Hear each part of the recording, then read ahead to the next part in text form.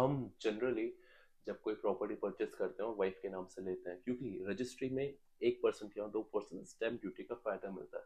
अक्सर देखा जाता है कि जब प्रॉपर्टी लेते हैं वाइफ के नाम पे तो साथ साथ ये भी ट्राई करते हैं कि जॉइंट प्रॉपर्टी हो ताकि कुछ तो रिलैक्सेशन मिले, लेकिन दिक्कत तब होती है जब हस्बैंड और वाइफ का डिस्प्यूट होता है, और डिस्प्यूट होता है तो वो जॉइंट प्रॉपर्टी में फंस जाते हैं। अक्सर सोचते हैं कि ऐसी कंडीशन में क्या करना चाहिए, क्या प्रॉपर्टी वाइफ के नाम पे लेके ना ले, लेने का फायदा है, स्टैम्प ड्यूटी बच रही है, लेकिन 1% इसलिए भी क्योंकि अगर इनकेस कुछ डिस्प्यूट हुआ डिवोर्स का, तो फिर प्रॉपर्टी का क्या होगा। अगर चले सहमति से डिवोर्स हो जाता है, कंसल्ट डिग्री से हो जाता है, तो जब प्रॉपर्टी ट्रांसफर होगी तो आपको हैवी स्टैम्प ड्यूटी देने रहेगी। ये सारे सवालों के जवाब आज के खास वीडियो में आपको पता चलेंगे, क्योंकि अभी 2025 में honourable supreme court of India ने एक शानदार सा जजमेंट दिया। तो शुरू करते हैं आज का important video. Welcome back to my page, my channel. मैं हूं आपका दोस्त एडवोकेट कुणाल चंद्रमानी। यस, काफी समय बाद मिलते हैं आपको इस वीडियो की शुरुआत में। अगर आपको कोई क्वेश्चन है, डाउट है, तो आप मुझे कांटेक्ट कर सकते हैं। मैंने अपना व्हाट्सएप नंबर डाल दिया है। चलिए, getting back to the main problem. अभी स्टैम्प ड्यूटी का जो पॉइंट था कि आपको स्टैम्प ड्यूटी देनी है कि नहीं देनी है जब आपका डिवोर्स होता है कि नहीं, तो इस चीज़ों का मैं आपको जवाब देने वाला हूँ। देखिए, स्टैम्प ड्यूटी कब लगती है मैं आपको बता दूं। जब एक प्रॉपर्टी आप, फॉर एग्जांपल ए के नाम पे प्रॉपर्टी है और ए बी को प्रॉपर्टी सेल करता है, तो वो दस्तावेज में आपका स्टैम्प ड्यूटी रखता है। सो ये जजमेंट का नाम है Arun Arya versus Parul Sheikh 2025 supreme court. Case के फैक्ट्स से ज्यादा इसका लॉ इंपॉर्टेंट, लेकिन केस का फैक्ट मैं आपको बताऊंगा।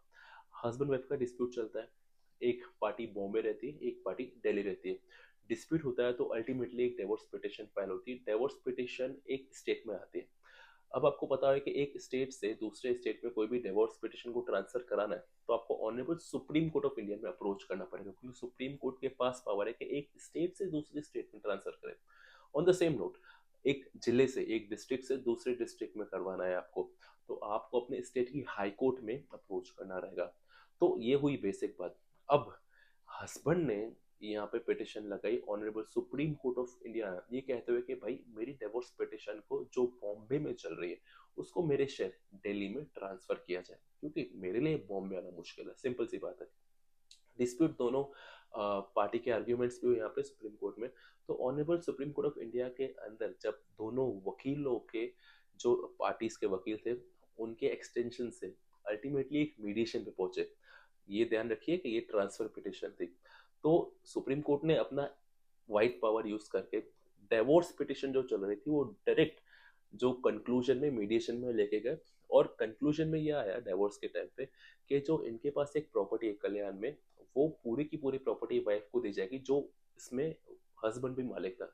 जो उसको लेके लिटिगेशन भी चल रही थी, तो हस्बैंड ने कहा कि अगर मेरे सारे मैटर सेटल होते हैं और मुझे ग्रांट होता है डिवोर्स, तो मैं वन टाइम एलिमनी के रूप में कल्याण मुंबई का जो कर है वो मैं वाइफ को दे दूंगा। वाइफ भी रेडी हो गई इस बात से कि जो बॉम्बे वाला कल्याण का घर है तो मैं किसी भी तरह की एलिमनी क्लेम नहीं करूंगी। तो honourable supreme court of India ने यहाँ पे इस बात पे ऑर्डर कर दिया कि आज से जो कल्याण मुंबई का घर है वो हस्बैंड राइट छोड़ रहा है, he is रिलिंक्विशिंग his own right, और ये जो पूरी प्रॉपर्टी है वाइफ के नाम पे जानी जाएगी, उसी के नाम पे उसी के नाम का टाइटल रहेगा, और इसके बदले में वाइफ कभी अपने हस्बैंड से डायरेक्ट इनडायरेक्ट क्लेम नहीं कर सकती फॉर एलिमनी। सो यहाँ पे ट्रांसफर की प्रॉपर्टी में ये चीज हुई। अब सुप्रीम कोर्ट को एक इंटरेस्टिंग क्वेश्चन राइज हुआ कि ये जो 50% जिसमें हस्बैंड मालिक है वो अपने वाइफ को ट्रांसफर कर रहा है, तो क्या उस स्टेट के स्टैम्प ड्यूटी का लॉ लगेगा? क्या वाइफ को वो स्टैम्प ड्यूटी पे करनी पड़ेगी अपने नाम पे करवाने के लिए? सुप्रीम कोर्ट ने कहा, हमने एक landmark judgment Mukesh versus state of MP दिया था, जहाँ पे हमने ये डिस्कस किया और वापस हम दोहरा रहे हैं। देखिए, रजिस्ट्रेशन एक्ट 1908 जो बात करता है अगर प्रॉपर्टी का ट्रांसफर होगा तो कैसे स्टैम्प ड्यूटी लगेगी और कैसे नहीं लगेगी, और क्या क्या बेसिक कॉन्सेप्ट है उसके डिफाइंड है।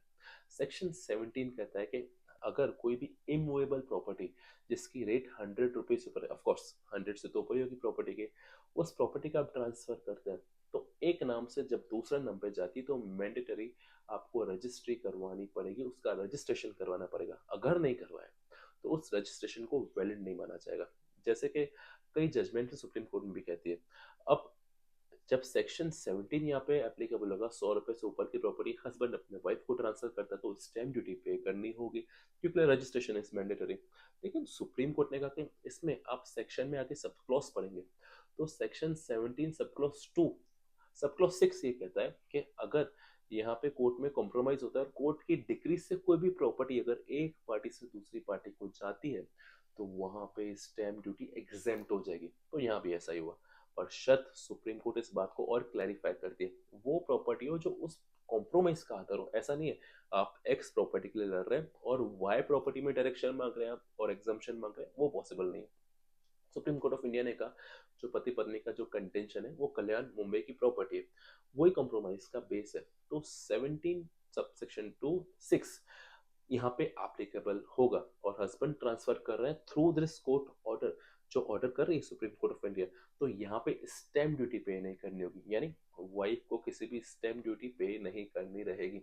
इस जजमेंट से ये बात की क्लैरिटी आती है, जो मैं आपको कहना चाहता हूँ एज ए लॉयर, कि अगर आपको लगता है कि कोई प्रॉपर्टी आपको ट्रांसफर करनी है, आपका हस्बैंड वाइफ का डिस्प्यूट भी चल रहा है, तो आप उसमें कॉम्प्रोमाइज करिए, उसमें आपकी जीत होगी। क्योंकि आप कॉम्प्रोमाइज करेंगे और उस प्रॉपर्टी को ट्रांसफर करते हैं, आपस में लेन देन करते हैं, तो section 17 subsection 2(6) of registration act के तहत आप पे स्टैम्प ड्यूटी अप्लीकेबल नहीं होगी, और जो आपकी स्टैम्प ड्यूटी थी वो काफी ज्यादा होती है, तो उससे आप बच पाएंगे। लेकिन आपको कोर्ट की कॉम्प्रोमाइज डिग्री होना जरूरी है। आपको ये वीडियो जरूर पसंद आया होगा, मुझे उम्मीद है। अगर आपको कोई डाउट है तो मैंने अपना व्हाट्सएप नंबर यहाँ पे डाल दिया है डिस्क्रिप्शन में, आप मुझे व्हाट्सएप पे रीच कर सकते हैं अपॉइंटमेंट लेने के बाद। तब तक के लिए जय श्री राम।